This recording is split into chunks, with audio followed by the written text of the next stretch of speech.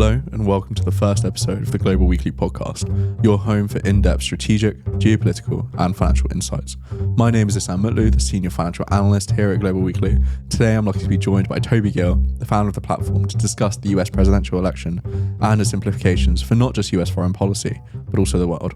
So to start off with, Toby, could you please give our listeners an insight into what we're doing here at Global Weekly? 100%. So yeah, we created Global Weekly back in October of 2022 with the goal of making geopolitics more accessible for all. And we created it with the unique goal of shedding light on the world's most overlooked stories. And I'm sure you'll agree, I'm absolutely thrilled with the recent progress of the platform. We're moving closer to 1,000 followers on our LinkedIn site. We're working towards an overall modernization of the website, and we've got a great team of analysts from around the world now who are keen to share their interests, their knowledge and insights with an ever-growing audience. Absolutely. And it certainly is a very exciting time for the team. And we have some really fascinating articles rolling out onto the site. So I would highly encourage all of our listeners to check those out when you have the time. So for today, our topic is the US presidential election, and more specifically, former President Trump's election strategy and how this is increasingly becoming centered around his legal timeline in the run-up to election day. Absolutely. I mean, we only have to look at the exit polling from the GOP primaries to see how Trump's legal woes are becoming a growing issue amongst not only Republicans, but also amongst independent voters. I mean, if we look at the Michigan primary, for example, they have a history in recent elections of having roughly 20,000 votes for uncommitted, which in Michigan's primary, essentially Democratic and Republican voters have the option to select uncommitted, which means they're placing a party vote, but they're not currently supporting any of the candidates listed. So this year, the uncommitted vote in the Democratic primary was just over 100,000 votes. That's roughly 13.3% of Michigan voters. And that was due to a grassroots campaign which has garnered huge support among students and especially among Arab American voters protesting Joe Biden's stance on Gaza by voting uncommitted. So I guess to grasp the importance of this, if we look back at the 2020 Michigan primary, only 1.2% of voters in the Democratic primary were uncommitted. That's a huge increase this year. And I mean, I don't think it's going to impact Joe Biden's campaign at present, but if we're being honest, there is a sense that this could grow into a larger issue, especially if the war in Gaza continues to drag on throughout the year and this resentment over the Gaza issue grows. Yeah. There's a real risk that, these voters who traditionally vote Democrat may not vote for Biden in the election, or they may not vote. Are our listeners correct in sort of assuming that this could come and be seen as a protest vote, in a sense, against the current administration's stance? And of course, Biden's come out recently and he's talking about a ceasefire coming very soon. Now, again, we don't know if that's just another gaffe by the president, if that's been something that's told to him in secret and that's accidentally come out. It did come out at a very strange time, again, with him eating ice cream out on the campaign stand. So we can't be sure as to whether, the timeline that he's suggesting, maybe in his mind, this might be a non-issue as it's ending soon, or it could be, as you say, go into something much greater. Well, I think that's it exactly. I mean, we don't really know. But I mean, in terms of Joe Biden's comments about a ceasefire coming soon, I'm not sure how accurate that is, because straight after he said that, a Hamas spokesperson came out and said that there's no ceasefire coming anytime soon. Yeah. So, I mean, it's impossible to know right 100%. now. But I think it's 100% is a protest vote. And it could be a real issue for Joe Biden moving forward, because there's a significant portion of Arab American voters who just in all the polls are not confident with Joe Biden's approach to Gaza. But I mean, on this though, it's not all rosy in the Trump camp either. It's worth mentioning. As with many of the primaries in this cycle, I mean, Trump did win in Michigan, but there's still a huge number of GOP voters who are supporting Nikki Haley. I mean, if we look at the actual polls in each primary, in Michigan, Trump won 68% of the vote against Haley's 27%. And Trump is probably going to beat Haley. I think that's almost guaranteed. I completely agree. Yeah. But there's a huge 27% is a huge margin, and there are warning signs here. I mean, we're looking at millions of GOP voters potentially not supporting Trump, especially as you mentioned among his never-ending legal issues.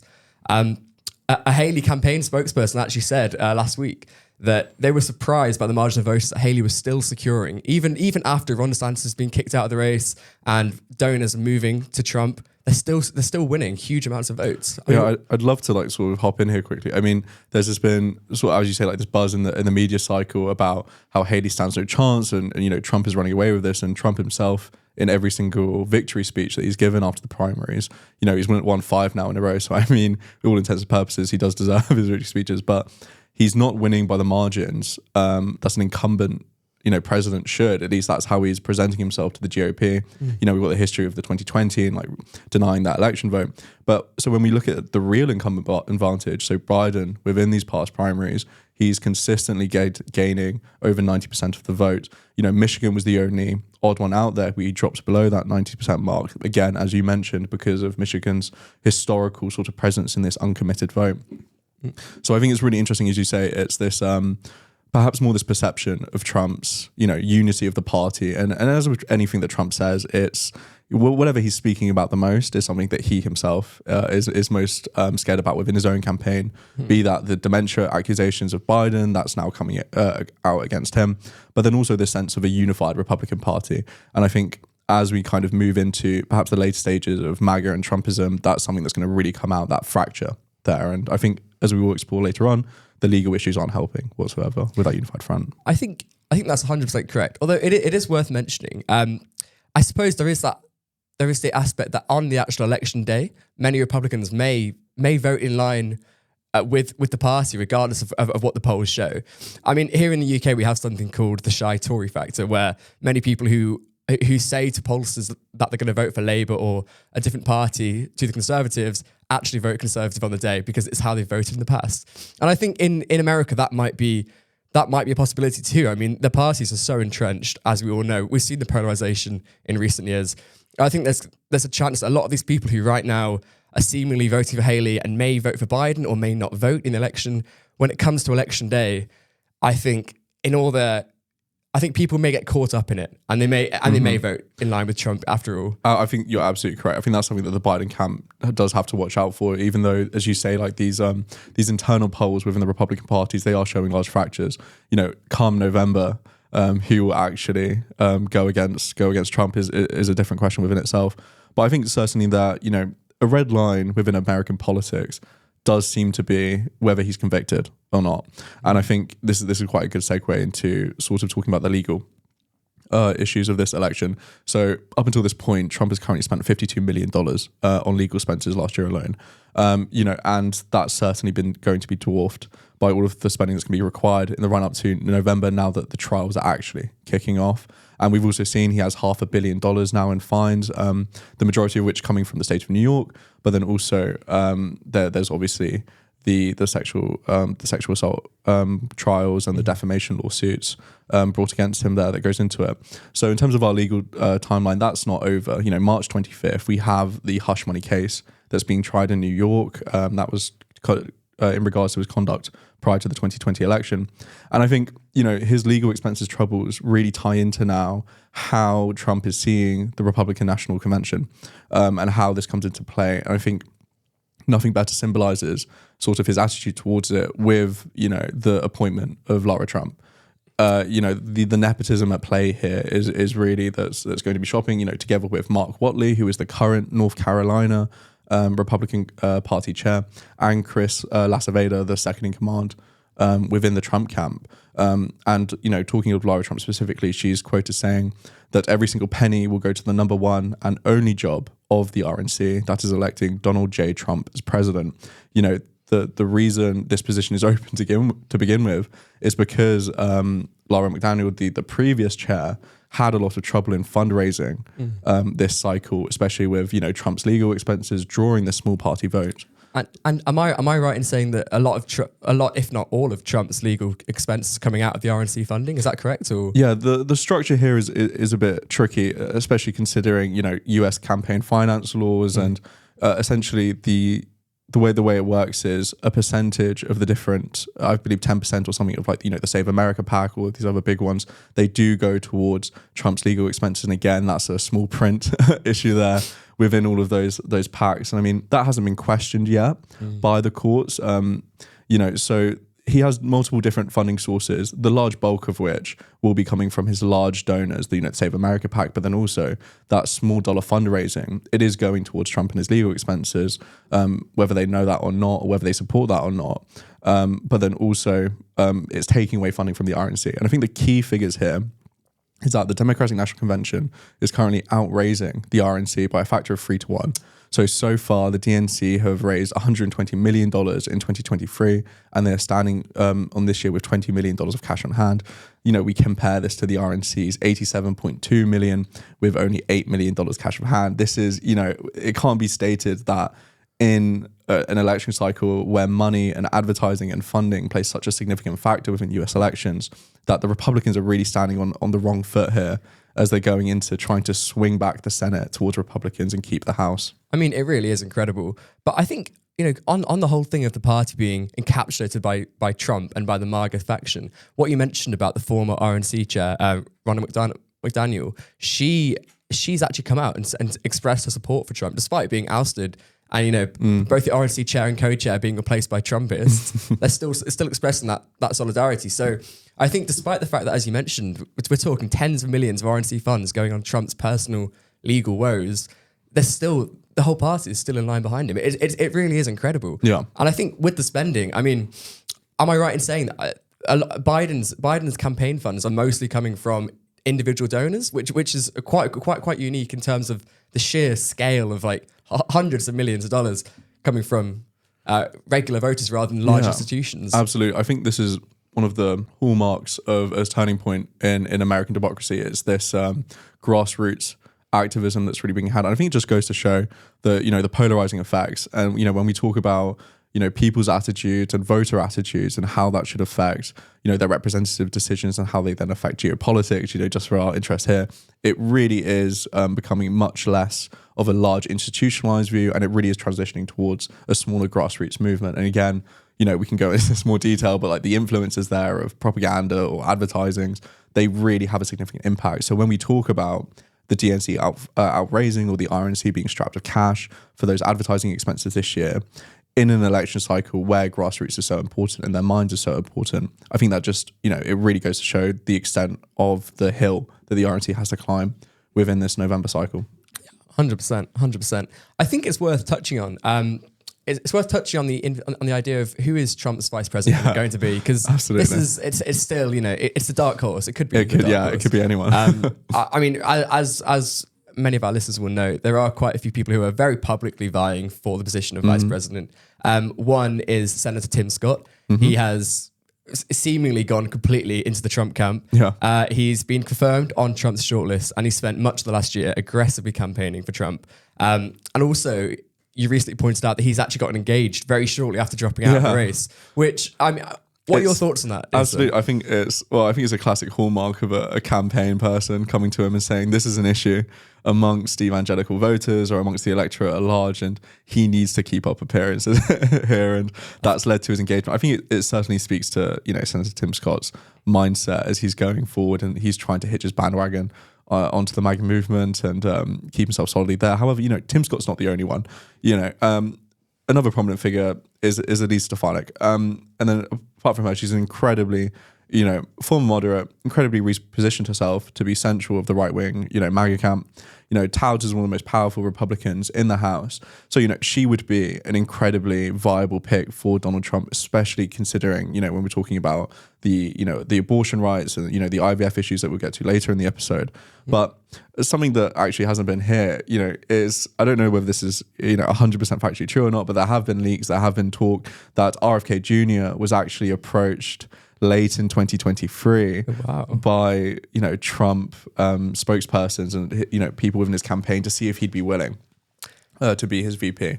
Now, I think RFK Jr.'s personal views aside, initially running in the Democratic Party and then switching it as an independent, I think it speaks to the Trump campaign's sort of idea that the independents and the swing voters are going to be more crucial than perhaps Donald Trump would like to admit at this current stage, whether, he's doing all this rhetoric to, of saying that Haley voters will never be in MAGA camp and, her donors will never be in, the MAGA team. I think, his campaign certainly do realize that these independents do have a real election. And, the margins of 2020 were so small in so many of these states that they really can't afford to not broaden their camp. Yeah, 100%. On the issue of vice president, I am intrigued by your thoughts on this.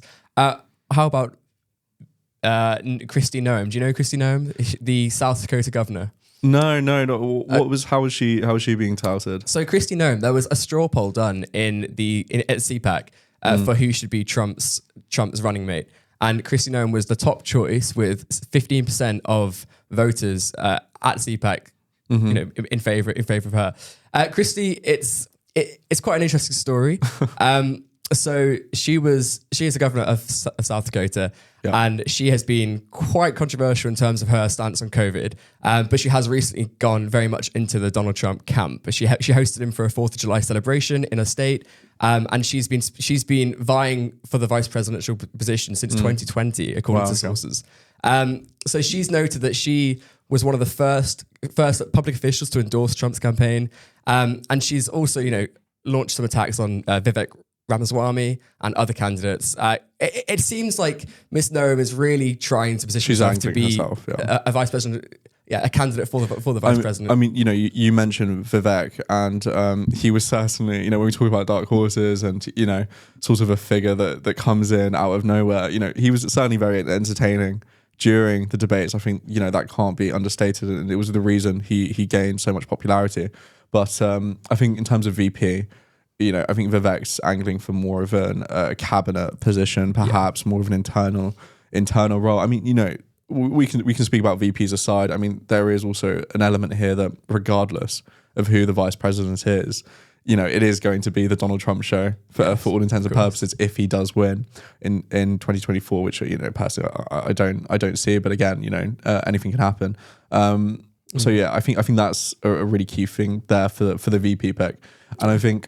When we talk about, the electorate, and we've spoken about the primaries here and the uncertainty, etc., the legal issues that, stand front and center. We've got 91 indictments the president is facing. We've got 4 major criminal prosecutions that are being levied against him. So in terms of, I'll speak to 3 very quickly, just in terms of the ones that I think pose the biggest headaches for him. So the first off is the DC case, which is in terms of, for seeking to overturn the Democratic 2020 election results. And, that's being led by Special Prosecutor Jack Smith, presided over by Judge Hutchinson. That was, as of yesterday, it was on hold while the Supreme Court deliberated whether they wanted to take up Trump's his appeal there specifically regarding presidential immunity, absolute presidential immunity, I should say. And they have ruled that they will hear that case. Citing a date, in late April, I believe. And then, of course, once April comes and goes, then that'll be a couple more months until a decision there. So, I mean, really, it can't be understated. Perhaps if we want to say the politicization of the Supreme Court and how much this actually does go in favor of Donald Trump in terms of delaying any sort of large convictions until at least after the post-election period. Especially with that case, it's, the Supreme Court is the Supreme Court. And, I think when we're kind of looking at days, now we're looking at today, it's going to come out later today about the Florida indictment. That was for, obstruction of justice. And that's what led to the Mar-a-Lago raid, the now infamous FBI raid of Mar-a-Lago for taking and holding classified documents. And the reason I don't think this one hits as hard is because it's very easy for the Trump camp to hit this sort of whataboutism, when it comes to that case. President Biden himself has faced questions over his handling of classified documents. Again, in the report, it did say that he didn't do anything, that there are innocent reasons for all of his actions. And also, President Biden, he turned himself in as soon as the Donald Trump case arose. He turned himself into the FBI. So it's a different ballgame, I think. For people like us that pay close attention to these things, it's perhaps something that we could excuse for Biden. But for the general electorate, it's going to be a very easy win for the Trump camp. And then also, thirdly, the Georgia RICO prosecution is also dubbed the perfect phone call case. Famously in 2020, Donald Trump called. I believe he called the governor there, and he was asking for a set amount of votes that he needed to win the state, and that was, of course, secretly recorded by the head prosecutor there, Fannie Willis. That certainly run into some trouble lately, again with allegations of impropriety between the prosecutorial team in terms of personal relationships, etc. Again, in my view, the large hit case was the DC case. And, this was going to be the one that really would have swayed those Haley voters that you mentioned were looking for an excuse not to vote for Donald Trump. And perhaps, that suburban voter electorate that was looking for some sort of large impropriety that they couldn't excuse to then not vote for him. And I think, the Supreme Court's decision there has put that off a lot. But then, again, no one can really rely on the Supreme Court to do the right thing, as we saw with the Dobbs Act and overturning Roe v. Wade. And I suppose, what about Trump's main legal defense has been this whole idea of presidential immunity. It's something that I believe has been rejected by the DC circuit already, but it is still, his saving grace. The whole idea that he is immune from prosecution because he's a former president. It's ridiculous, yeah. And with the Florida case, he claims that he moved the boxes during his term as president, and they were all personal files, which I'm not too sure is accurate, but that's Trump's claim. That's his former claim. So I mean, how strong a basis has Trump got with this presidential immunity defense case? Because it is quite, I mean, for listeners who don't know the American judicial system, it sounds like quite a justified argument to say a former president shouldn't be charged. I mean, what are your thoughts? I'm intrigued. Yeah, just in terms of, we talk about presidential immunity, and that has always existed to some extent. It's been, interpreted to be within the scope of their of their job. But again, when we come in terms of the allegations of insurrection and January 6th in particular, attacking the Constitution, is that defined as part of the scope of your job when you swear an oath to defend the Constitution? That's it hasn't just been rejected once by the DC court. It was first rejected by the judge in the DC case, and then when that went to an appellate court, the appellate court unanimously disagreed, and they ruled against the former president. And now that's being headed up to the Supreme Court, and so they've finally decided to look at this. But in terms of absolute immunity, we only really have to look at Donald Trump's own words. He's attacked the war in Iraq and the endless wars in the Middle East, and he's spoken very fervently against them. And I'm sure he'd have no qualms in saying that what Richard Nixon did during his presidency was outside of the scope of his bounds. So I mean, this whole idea of a checks and balances system, if you want to get really political philosophy, it does speak to the ethos of what America was founded on, and any sort of also within Donald Trump's own legal team, when they were asked on a deposition whether he could order the hit of a political opponent, they gave it was whether that would be an illegal act, his lawyers regarded as a qualified yes. Again, saying that he would have to be impeached and investigated by Congress first prior to that being illegality. But that brings the obvious question: what if it never comes up to Congress? I think that's really interesting. I think it's worth for our listeners talking about the Trump election strategy, because that is a key, obviously a very, very important, because this election is one of the, just like 2020, it's so neck and neck. I feel like this is a recent trend with US elections since 2016. Honestly, it could go any way. So in terms of Trump, I think this election cycle is quite different to previous ones. As you've mentioned, the courtroom has become the main debate stage for Trump as he's ramping up his campaign.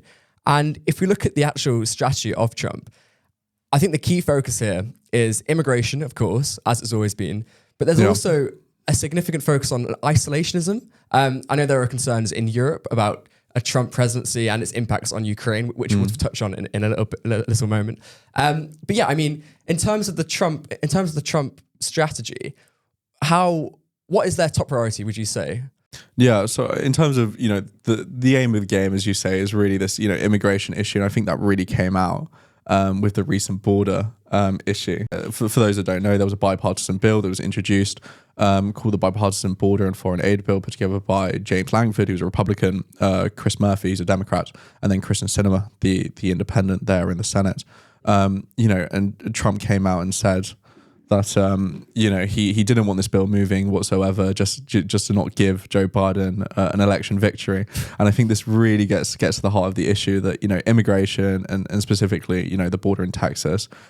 We can go into different segue with Texas's acts and their attitudes towards their border protection, because it is it's federal duty to protect the border. It's not a state right. And their actions there of putting barbed wire and, seeking to ensnare and put special tools there that would then entrap migrants seeking to cross the river there to ensnare them. Those were deemed unconstitutional by the Supreme Court, but then again, fought against by Texas. So, immigration is the key here. And with Speaker Johnson coming out and said he's a new addition after we lost McCarthy. He would refuse to put this bill to a vote if it had passed in the Senate. And, aside from, the inappropriate meddling by the former president, some might say, in currently sitting members of Congress and the Senate, we can really, this may have actually been quite a genius move by the Biden camp when we look at it to call the Republicans bluff. And so, Toby, could you have a look at, what's in this bill? Yeah, so there's been a few different variations, but I think for ease for the listeners, I'll discuss the most recent aid package. So the foreign aid bill, it includes $60 billion to support Ukraine, $14.1 billion in security assistance for Israel, a further $9.2 billion in general humanitarian assistance, and then roughly $4.8 billion to support regional partners. But there is a significant number going to the border. Yeah, absolutely. I think when it comes to the border, what we're really looking at this bill was the most, hawkish sort of take by any sort of, Democratic president, because it's a sort of cornerstone of the Democrats' attitudes towards the border has always been allowing this provision for citizenship and introducing sort of safe passageways and the proper procedures. Whereas this bill, it kind of introduced a cap where if they passed a certain amount of crossings or captures, I can't recall off the top of my head, that the bill would be shut. So the border would be shut. Sorry. So this really goes like the entire border would have been shut. No one could have sought refuge within the United States until this crisis. As it was to be defined in that bill was met. And, this really states it was everything that Republicans were asking for decades. And the Democrats said, we will do this bill with you. They tied it initially to the foreign aid packages, as you just mentioned the figures there. Yeah, and I believe just quickly, the actual number for the border was around $20.2 billion. So it's not a small figure. Absolutely not. It's exactly what the Republicans wanted. Yeah. And I believe, as you've touched on, Joe Biden came out recently saying this is the most comprehensive bill that we've ever had in American history. And it's ludicrous for Speaker Johnson to completely disregard it and refuse to vote on it. It's insane. Yeah, it absolutely is. And I think there's been developments on this lately. We've gone from that moment there when it was a sort of a connected bill, and then it moved into a stage where the Democrats said, fine, if Donald Trump doesn't want to do the border, we will just talk about foreign aid because of the situation in Ukraine. It is deteriorating day by day, and they do need that assistance there. And I think quickly before we get into this, one of the key things for the Republican voters is they don't want to see barrels of cash being sent over to Ukraine where they have no idea of how it's being spent. And I think it's quite important just to touch on what this foreign aid looks like to Ukraine. So essentially, the US has stockpiles of weaponry, they have stockpiles of tanks, they have stockpiles of ammunition and mortars and artillery, and then they send that over to Ukraine, and then the money given within that bill would then be spent buying replenishments to US arms manufacturers and the military industrial complex to replenish those storage levels there. So this idea that it's barrels of cash going out, it's being corrupted over in Ukraine, and the generals are profiting, etc., etc.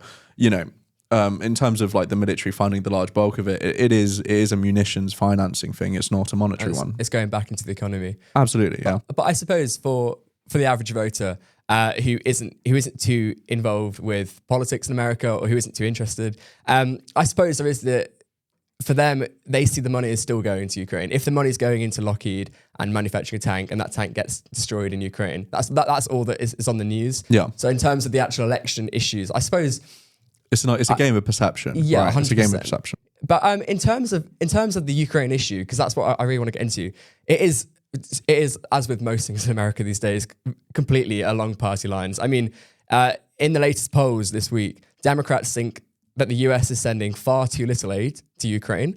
And then I think amongst the Republicans, it's around 50% are saying that there's too much aid going to Ukraine. So it's quite an interesting thing where it has become a huge campaign issue.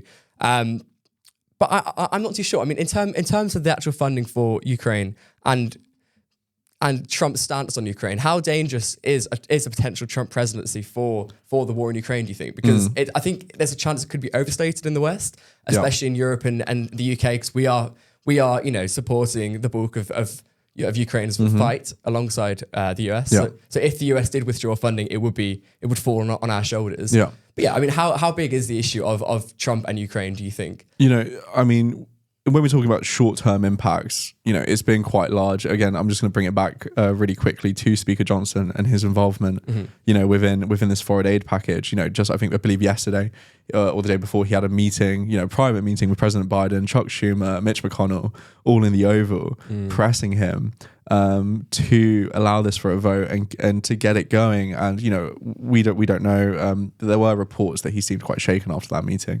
Chuck Schumer coming out and saying that with really emotive stories, saying he's been to the front line, he's seen it, he's seen that these troops are within firing positions of Ukraine of Russian artillery, but they can't do anything. 4 brigades, I believe he mentioned, that are now just sitting in Ukraine behind the line without the necessary weapons or munitions to go into frontline combat. And, so maybe in terms of a short-term impact, that's certainly there. Speaker Johnson still hasn't budged. Again, maybe perhaps when we leave the studio, we'll find out that he finally has, and that would be a great thing.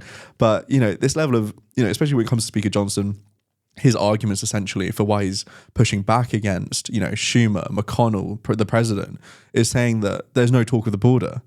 And we just went over how this initial bill would have dealt with both of those issues, exactly how the Republicans would have wanted. Yeah. And I think it's clearly just stating that Donald Trump is the linchpin in all of this politicking, before the November election. And now when we look more abroad, Trump's made comments about NATO, and he's at rallies he's said he's really focused on delinquencies and payments, and then in these the NATO alliance countries to start paying their dues, in his words. And he said that if they don't, then he would invite Putin to go invade those. And I think, ludicrous. Of course, a campaign trail is a campaign trail, and he will say, outlandish things for his base. But then when we saw him in office, largest spending in, military in terms of the government, in terms of the budget, that they even asked for. And then also his actions in the Middle East, massive bombings, Qasem Soleimani, et cetera. He's a very hawkish president when he gets into, the control room. 100%. I think there is a misconception where a lot of people think that a Trump presidency again would mean that the Ukraine war funding stops entirely, and that there's a thing with Trump where everyone seems to think that he was not involved in any foreign policy at all, any aggressive foreign policy, I should say. But I mean, as we know, Trump was involved in the assassination of Soleimani, and Trump has been involved in, as you've mentioned, large-scale bombing campaigns as well during his tenure, as most presidents are. It comes to the job, I suppose. But in terms of the actual impact of this, of Ukraine being an election issue, it's massive. You touched on how there's ammo shortages on the front line. That's something that Ukraine is really suffering with, but Russia, they're not. I mean, it says here around 2 million rounds of ammunition coming from North Korea and from China. So Ukraine is on the back foot here, and the fact that this has become such a divisive election campaign issue it's shocking because this is tens of thousands of people's lives. People are fighting, and now they're having to ration ammo per day. I mean, it's. And if I could quickly draw back to your original question here in terms of Trump's impacts on the Ukraine war and the alliance, etc. This is something that we're actually going to get into next week in terms of this rise of populism in Europe and the factions within the European Parliament, and look at that. So it's going to be a very interesting one. I'd highly recommend all of our listeners to keep an eye out on that one. We have a lot of great insights there from the discussions within the team.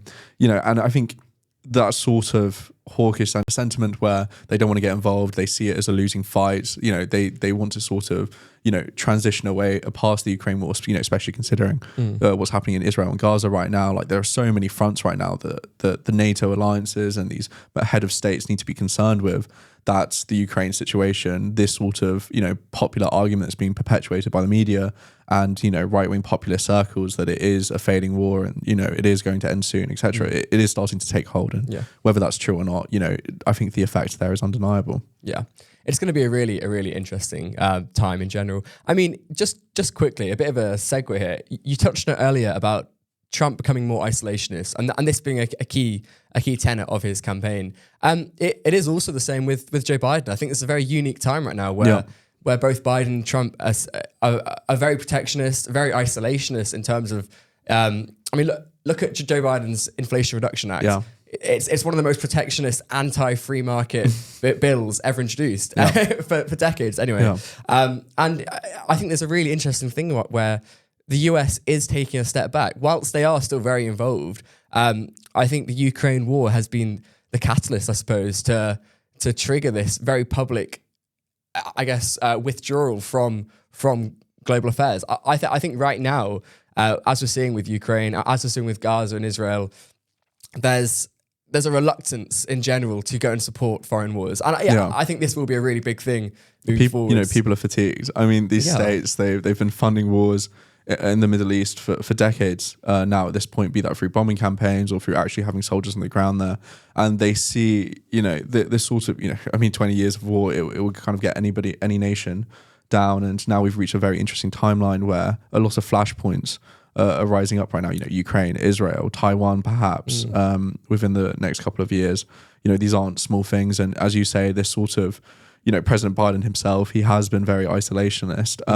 When we look at the IRA and we look at sort of the funding he's presenting to attract startups, specifically, green energy startups, AI investment ventures, America is a much more attractive option for a lot of these companies, and it is taking away a lot of this talent and this sort of brain drain, in a sense, from Europe that are seeking the US equity markets and they're seeking valuations there.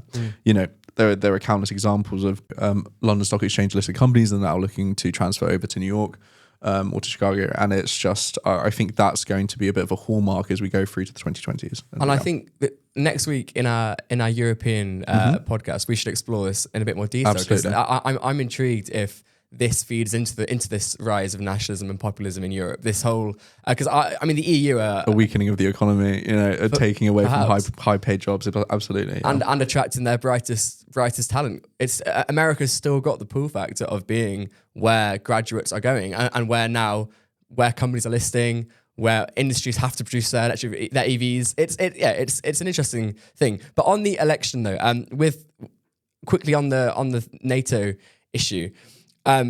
Again, at risk of overstating Trump's comments, as you've mentioned, it could just be a campaign rhetoric. This whole thing of let's let Russia steamroll through.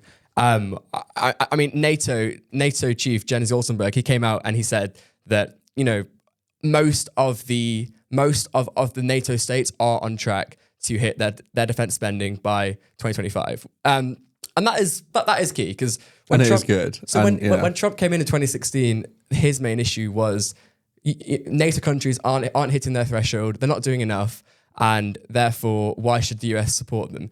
And as isolationist as that may be, it makes sense. But this is a different ballgame now. He's going to be coming in to an entirely different arena where the entire European war industry has been revitalized, revamped, and they are on track. They are steamrolling towards their defense spending goals. I think Germany, they've just hit, they've announced that they're going to hit, I believe, 75 billion euros in defense spending for the first time ever, which is a huge, it's just over 2%. It's a big moves happening. So I think for Trump, Sweden's now newly joined into the alliance after Orban's sort of retraction from that. Of course, So I think the frontier, I guess, of the alliance is broadening, and the funding is going to be at the top of everyone's minds. And as soon as that's sort of, we can really get into that next week, and I think there's a lot of really interesting topics there. But I'd just like to quickly pull back to some democratic election strategy here. So of course we sort of touched on this sort of fight for democracy, and I guess that's why I'm personally a bit disappointed that the Supreme Court has decided to intervene and push back that court case of the DC overthrowing the election result case. But that sort of fight for democracy is always going to be there. It's going to be the front of every single Biden campaign ad, and perhaps the Supreme Court plays into that, and it helps them in a sense of reaching that grassroots and overcoming, as we previously mentioned, the Gaza protest, the Israel protest, etc. And I guess apart from that, abortion rights can't be forgotten here at all, and especially. We had, the landmark ruling of overturning Roe. That's sort of been a Republican stratagem for the past 50 years that's finally been pulled off. And, Trump's been, whenever he's in a deeply conservative audience, he praises the fact that he appointed the justices that overturned that decision. But then also, as soon as he's in, a CNN town hall, he's quick to say he doesn't agree with some of the extremist implementations of that. Do you think the abortion issue is going to be significant for Trump in terms of we touched on the Haley voters, and a lot of these are the traditional Republican, the suburban families, well-off middle class, absolutely. Families. I don't think for them, it's a pill that they can't swallow. No. I think abortions. I mean, if you look at the EU, I believe they've just ratified abortion in France as a constitutional right. I mean, it's such a striking. Couldn't difference. be more polar opposite. I think when we're looking at here. How big an issue is that? Yeah, I think when we talk about abortion and particularly the Dobbs ruling by the Supreme Court, I think we can't underestimate. The knock-on effects are very evident. Recently Alabama, completely conservative sort of ruling party there. It's introduced measures that have deeply affected IVF procedures, and by ruling that fertilized eggs and embryos are human beings, it has essentially turned into a position now that any IVF clinic can now be sued for malpractice and for essentially killing children. Whenever they try to perform surgeries and give families, give parents, that family that they've always dreamed of, and something that emotional, something that strikes that deep in terms of something about America in terms of having your family and being well off, etc. Something that strikes that isn't going to sit well with any electorate. I'd also quite like to quickly talk about, the sort of when we talk about IVF and, Speaker Johnson and Donald Trump, they're coming out and they're saying they have nothing to do with this. They don't stand with these sort of, knock-on effects that the Dobbs Supreme Court ruling has had on IVF. But, with Alabama's ruling that fertilized embryos, they do, the Alabama ruling does cite the Supreme Court Dobbs decision to strike down Roe v. Wade, and that sort of now opened the door to this sort of having that the unborn are living human beings. That was the majority opinion that was cited by the Alabama court there. And, the Democrats actually did anticipate this, and they introduced the Right to Build Families Act back in December of 2022. But that was stricken down by Republican Sidney Hyde-Smith. And, the Right to Contraception Act was again blocked by Republican John Ernst. And, so when this messaging comes out now that the Republicans are positioning themselves against sort of these attacks on IVF and abortion in particular, I don't think it can be. I don't think it does have a leg to stand on, and hopefully the Biden messaging will show that. Well, 100%. I mean, if you look at the fact that Donald Trump's saying that he disagreed with the IVF decision, yet he appointed the Supreme Court justice to overturn Roe. And House Speaker Johnson, as you mentioned, he co-sponsored the Life at Conception Act. So it is a feigned ignorance, I suppose, in terms of their own involvement in this process of the IVF ruling. I think, as you mentioned, there's no leg to stand on there. Yeah, I'd also like to quickly quote what was in that Life at Conception Act, just to really hammer home the point. And I quote, "All stages of life, including fertilization, cloning, or other moments in which an individual member of the human species comes into being, will become, protected under the law." And that, so again, provides no exception for IVF. And it really is going to be one of the big election deciders, I believe, in terms of getting people out to vote. We only have to look at the 2022 midterms, and post this ruling that the Supreme Court was coming out, there's those sort of abortion issues and these sort of referendums that were held across states, right in the aftermath of that ruling, showed a massive outturn in support and democratic institutions at work here. I think showcasing how popular rights for abortion access and rights for contraception access are in America. And, they soundly defeated every single Republican that tried to put a bill towards banning it. So I do have faith. And I think, we can speak more broadly here in terms of democratic election strategy. Just in terms of, we have the CHIPS Act, we've mentioned the IRA Act, but then we're also kind of looking at some of these more niche bills here that I think the Democratic Party has been very successful in, legislatively speaking. Medicare now being able to negotiate drug prices, student loan forgiveness is a very big topic here that we haven't discussed really. I mean, on the student loan forgiveness, under the Biden administration, over 3.7 million student loan borrowers have had their entire debts forgiven. That's equivalent essentially. Yeah. So, I mean, I believe the actual numbers are that Biden's administration has forgiven $136 billion worth of student loans in the first 3 years of his presidency. I mean, that is phenomenal. Yeah, it is. So I think it's that going to be massive sway towards him for the election. And, perhaps now Gaza and, the Biden administration's stance there has sort of eroded some of the positive will that has generated. But, we'll see. I think it can't be undeniable. It's undeniable how legislatively successful this presidency has been in terms of the impact of the legislation that go out. We also have things such as record jobs growth, and we know that the stock market isn't a reflection of the day-to-day economy that people live under. However, record high S&Ps, Dow Jones hitting record highs every single day, and the more that Fox News and these other right-wing circles are forced to sort of comment on this and state that things are going well, it's not as bad as Trump is saying, it's better for the Biden camp. I think there's an interesting thing there, though. You mentioned how good the economy is doing, how many jobs are being created. But there are still very important figures in the financial world who are seemingly still backing Trump. I mean, Jamie Dimon of JP Morgan, he had been critical of Trump in the early stages of the primaries, but only in the end of January, he's come out and said that Trump was kind of right about immigration, about China, about tax reforms, and he said that the attacks on MAGA were misguided and unhelpful. So, I mean, there's an interesting thing here where a lot of people who seemingly would be supportive of Biden, a lot of large institutions, financial institutions, and then also large backers like the Koch brothers, they are, again, jumping ship to Trump. So I think there's an interesting... I think there's one word that I think is tax cuts. I think that might be what we're missing out here. I mean, when we look at Donald Trump's presidency and his legislative agenda, aside from foreign policy and bombing the Middle East and he's asserting American dominance overseas, the tax cuts were the one and only really good thing that he got to do before COVID hit. And some might say that his sort of economic success was more of a continuation of the Obama trends, and Biden has now come in and he has been undoubtedly incredibly successful in reaching record numbers of unemployment amongst very key demographics. So I think we mentioned earlier that this election is going to be more about a race for the grassroots attention and love from the electorate. And I think the more that unemployment number goes down, the more that the stock market soars and all those things, it's going to be better. Yeah, 100%. I think that's a really, really good point. And it actually feeds in really nicely to next week's episode, which is on the EU and the upcoming EU elections in June. It's going to be so fascinating. I'm very intrigued to see how they go, because it's a huge moment where, as we'll explore next week, right-wing support is on the rise in the EU, especially amongst younger men, which is interesting. And we can explore the rise of these more conservative nationalist parties and factions, I should say, in the EU Parliament. So there's really, really exciting stuff happening in the EU. And I think this election is something which we've not spoken about much. Yeah.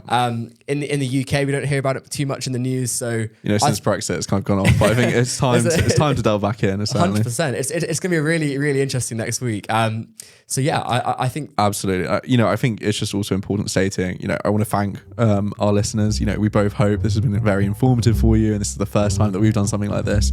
And I think I can say from both of us sitting here, we both have massive smiles on our faces. So it's been a lot of fun for us to do this, and we look forward to carrying out very similar episodes in the near future.